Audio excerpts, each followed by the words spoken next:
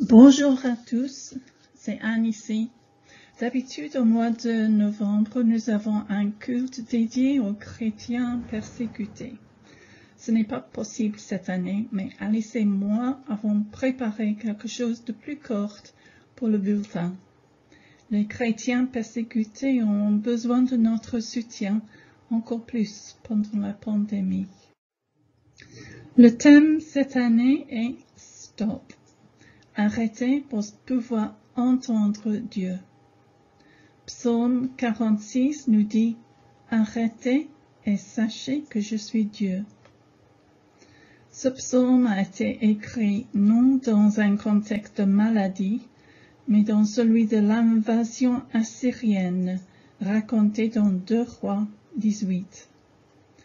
La peur et la terreur s'étaient emparées des habitants de Jérusalem, mais Dieu entend la prière de son peuple et intervient. Psaume 46. Dieu est pour nous un refuge et un appui, un secours toujours présent dans la détresse. C'est pourquoi nous sommes sans crainte quand la terre est bouleversée, quand les montagnes sont ébranlées au cœur des mers et que les flots de la mer mugissent, écument, se soulèvent jusqu'à faire trembler les montagnes. Les bras d'un fleuve réjouissent la ville de Dieu, le sanctuaire des demeures du Très-Haut. Dieu est au milieu d'elle, elle n'est pas ébranlée. Dieu la secourt dès le point du jour. Des nations s'agitent, des royaumes sont ébranlés. Il fait entendre sa voix, et la terre tombe en défaillance. L'Éternel, le Maître de l'univers, est avec nous. Le Dieu de Jacob est une forteresse pour nous. Venez, contemplez ce que l'Éternel a fait, les actes dévastateurs qu'il a accomplis sur la terre. C'est lui qui a fait cesser les combats jusqu'aux extrémités de la terre. Il a brisé l'arc et rompu la lance. Il a détruit par le feu les chars de guerre. Arrêtez et sachez que je suis Dieu. Je domine sur les nations, je domine sur la terre. L'Éternel, le Maître de l'univers, est avec nous. Le Dieu de Jacob est pour nous une forteresse. Nous allons regarder maintenant une interview avec Wang Mingdao, un chrétien emprisonné en Chine.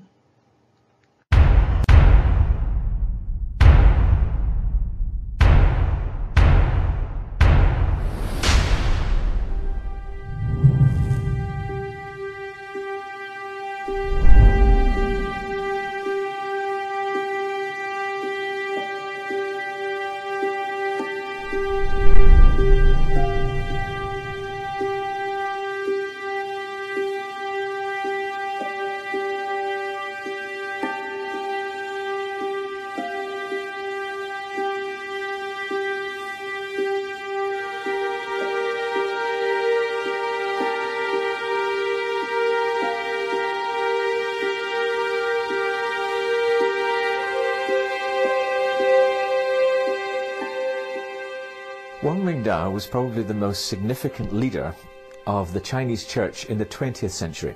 Wang Mingdao fut probablement le responsable d'église chinois le plus important du XXe siècle. C'était un chrétien très célèbre établi principalement à Pékin. Après que les communistes aient pris le pouvoir en 1947, ils lui demandèrent de diriger l'église officielle. Mais il a refusé et s'est vu jeté en prison pour sa foi où il a passé près de 23 ans. Lorsqu'il fut libéré, il déclara qu'il avait découvert Dieu d'une manière merveilleuse dans sa cellule et des millions de personnes furent inspirées par son témoignage. À l'époque, j'étais journaliste à Hong Kong. J'en ai profité pour le rencontrer. Il m'a beaucoup parlé de son expérience. Je me souviens lui avoir dit « Je ne peux pas m'identifier à ce que vous avez vécu. Si j'avais passé 23 ans en prison, j'espère que j'en serais ressorti avec une aussi grande foi que la vôtre, mais je n'en suis pas si sûr. » Et il m'a répondu « Vous ne devriez pas envier ce que j'ai vécu, parce que vous avez la chance de vivre dans un pays où des gens, sans doute des centaines d'années auparavant, sont morts pour vous donner cette liberté de culte. Vous ne devriez pas vous sentir coupable de ne pas avoir été enfermé dans une cellule comme je le fus.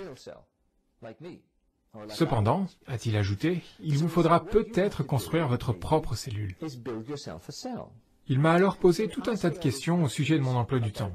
Combien d'articles et de lettres avais-je à écrire, de personnes à voir, de sermons à préparer, et ainsi de suite. « Vous êtes bien occupé, n'est-ce pas » m'a-t-il demandé.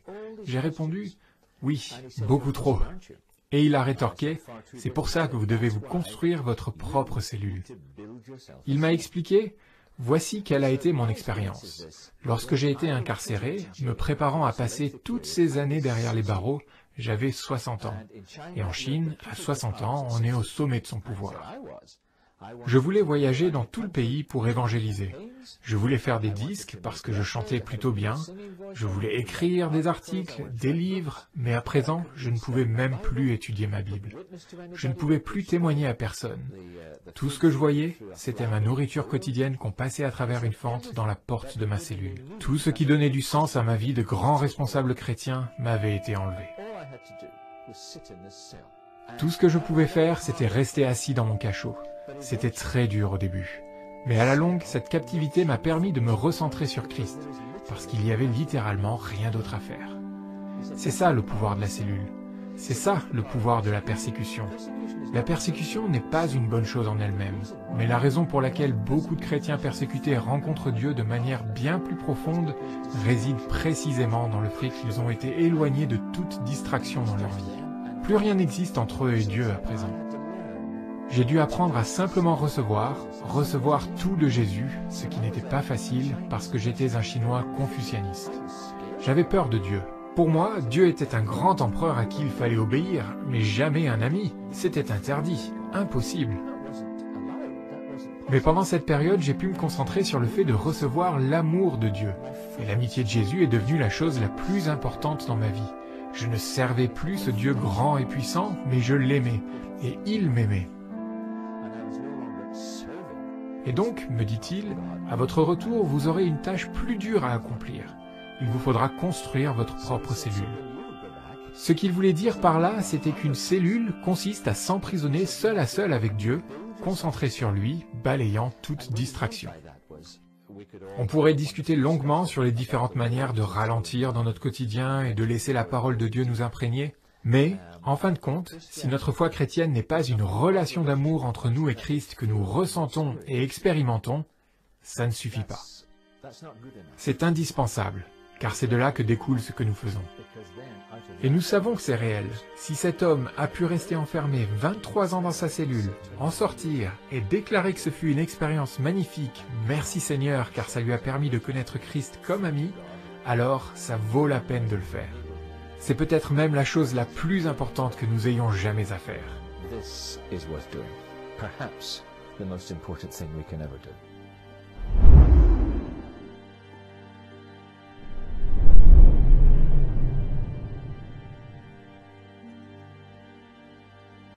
Nous allons prier maintenant pour 4 chrétiens qui sont en prison. Shagufta, en prison en Pakistan, condamnée à mort ainsi que son mari, elle a fait appel. Elle est faussement accusée de blasphème. Elle occupe la même cellule qu'Asia Bibi dans la prison de Multan. Prions que les autorités soient éclairées de la même manière que pour Asia Bibi et qu'il y ait de hauts fonctionnaires qui ne voient en Shagufta rien de condamnable. Alimian Yimit, en prison en Chine depuis 2008, condamné à 15 ans de prison, faussement accusé d'avoir livré des secrets d'État à des organisations d'outre-mer, Alim Jiang était responsable d'une église de maison au sein d'une minorité ethnique. Prions qu'Alim Jiang continue d'espérer dans sa cellule et qu'il voit le Seigneur s'occuper de lui, de sa famille et des membres de son église de maison. Kiflu en Érythrée, en prison depuis 2004. Ce pasteur n'a jamais eu de procès. Son épouse et leurs 4 enfants n'ont pas pu lui rendre visite. Il a un doctorat en mathématiques de l'Université de Chicago. Prions que Kiflu ne soit pas oublié et que sa famille puisse solliciter un avocat afin de défendre sa cause devant la justice des hommes. Mohamed en prison en Iran depuis juin 2020 à cause de sa foi, condamné à 5 ans de prison, faussement accusé d'atteinte à la sécurité nationale. Il a été arrêté avec 8 autres chrétiens lors d'un raid de la police dans des églises de maison. Prions que Mohamed reçoive la paix du Seigneur et qu'il ne soit pas trop affaibli pour se souvenir de tout ce que Dieu a fait et promis à travers sa parole. Au nom de Jésus. Amen. Merci au nom des chrétiens persécutés partout dans le monde. Que Dieu vous bénisse.